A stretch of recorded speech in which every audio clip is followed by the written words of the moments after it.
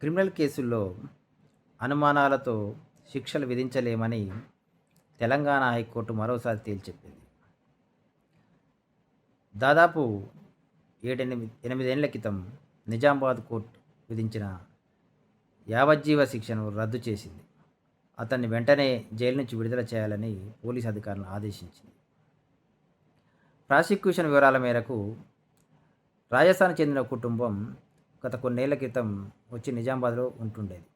వారు వికలాంగులు కావడంతో సహాయాన్ని కోసం అక్కడి నుంచే ఒక అబ్బాయిని తెచ్చుకున్నారు. మహిళ ఒంటరిగా ఉన్నప్పుడు ఆ అబ్బాయి ఆ అమ్మాయి పైన అత్యాచార యత్నం చేశాడు. తన భర్తకు చెప్తుందన్న ఉద్దేశంతో ఆమెను అనంతరం హత్య చేశాడు.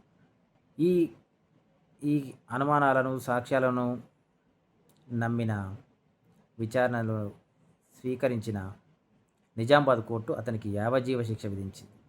2018 నుంచి అతను జైల్లోనే ఉంటున్నాడు.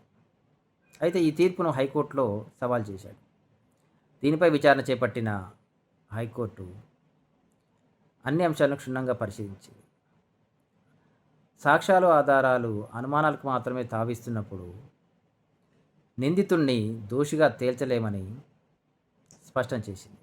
దాదాపు 8 ఏళ్ళు కారాగారంలో గడిపిన శిక్ష అనుభవించిన అతను నేడే రేపే విడుదల కాబోతున్నాడు.